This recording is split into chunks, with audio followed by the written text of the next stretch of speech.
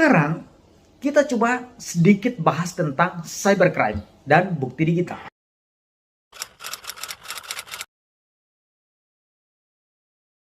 Kalau menurut saya tentang cybercrime itu sebenarnya pemahaman tentang kejahatan itu hampir sama saja. Apakah itu kejahatan yang sifatnya siber maupun kejahatan yang konvensional, gitu ya. Hanya memang kekhususan dari cybercrime itu karena alat yang digunakan untuk melakukan kejahatan itu menggunakan media elektronik atau siber, gitu ya. Tetapi pada prinsipnya tentang kejahatan itu sama saja melanggar norma, gitu kan, norma masyarakat. Nah, sehingga pada awal-awal pembentukan undang-undang transaksi elektronik itu mereka kan para pemerintah ini melihat tentang ini kan ada perkembangan global yang menyangkut masalah arus lalu lintas, komunikasi dan perdagangan, sehingga dibuatlah media undang-undang itu, transaksi elektronik itu untuk mengakomodir apabila norma-norma atau perkembangan-perkembangan di masyarakat itu tentang arus lalu lintas hubungan manusia. Perilaku manusia itu bisa saja dia melakukan yang namanya penipuan atau misalnya membeli barang tetapi dia tidak sesuai dengan produknya. Nah, sehingga itulah yang diatur oleh Undang-Undang Informasi dan Transaksi Elektronik itu, sehingga melindungi masyarakat dari kejahatan-kejahatan yang yang sekarang itu adalah cybercrime. Sebagai alat bukti dari kejahatan-kejahatan yang sifatnya siber itu, memang di dalam undang-undangnya juga mengatur bahwa semua yang bersifat pembuktian elektronik itu merupakan sesuatu alat bukti di dalam undang-undang itu. Walaupun juga kita memperhatikan bahwa persoalan barang bukti itu diatur dalam KUHP, gitu ya. KUHP kalau tidak salah pasal 184. Nah, KUHP di sana.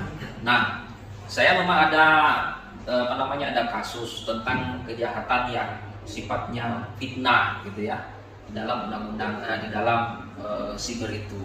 Yang penting adalah memang kita harus kalau memang ada kata-kata yang tidak enak misalnya kan, nah maka itu kita harus screenshot, gitu ya. Dan itu bisa menjadi awal permulaan penyidik akan melakukan investigasi tentang persoalan kejahatan-kejahatan itu. Yang penting pertama adalah bukti bahwa orang itu melakukan perbuatan-perbuatan yang tercela, yang menurut orang yang yang dihina atau yang difitnah itu, dia bisa membuktikan bahwa terjadi yang namanya perbuatan fitnah tersebut. Saran saya kepada pengguna media sosial, maka memang kalau kita menggunakan media sosial itu kita harus berhati-hati. Yang pertama, yang kedua adalah walaupun kita di dunia maya atau di dunia maya ini, maka kita harus tetap mengindahkan yang namanya norma-norma yang hidup di dalam masyarakat. Apakah itu norma yang sifatnya tertulis maupun juga norma yang tidak tertulis. Karena sekarang ini bahwa jarimu itu bisa menjadikan kamu sebagai melakukan sesuatu tindak kejahatan. Maka berhati-hatilah untuk menggunakan jarimu memposting sesuatu tanpa mengikuti norma-norma kaidah hukum yang hidup di masyarakat. Demikian. Itulah tadi pendapat dari Dekan Fakultas Hukum Universitas 19 November Kolaka. Baik, kita lanjut ke tema kita, cybercrime dan bukti digital.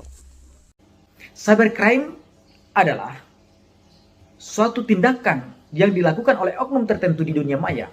Terjadi ketika teknologi informasi digunakan untuk melakukan atau menyembunyikan sesuatu pelanggaran atau kejahatan atau yang sifatnya crime itu tadi, baik secara langsung maupun secara tidak langsung. Yang dimaksud dengan langsung di sini adalah menggunakan media elektronik atau komputer itu sendiri sebagai fasilitas untuk tujuan yang sifatnya crime. Contoh, perdagangan orang narkotika, jual beli senjata ilegal, pornografi, penipuan, judi, provokasi, dan lain-lain. Sedangkan yang dimasuk secara tidak langsung di sini adalah komputer hanya sebagai pendukung aktivitas pelaku untuk tujuan yang sifatnya crime. Artinya, pelaku secara tidak langsung menggunakan perangkat elektronik atau komputer itu sendiri, tetapi dia berbasis data. Contoh, bagaimana mencari fakta untuk mengungkap sebuah kasus pembunuhan? Maka perlu untuk merekonstruksi kasusnya dan dengan melakukan klarifikasi tentang kapan dilakukan, mengapa dilakukan, di mana dilakukan, dan seterusnya. Dan ternyata dalam aktivitas pelaku tersebut ditemukan ada dalam percakapan via email dengan menggunakan komputer itu sendiri.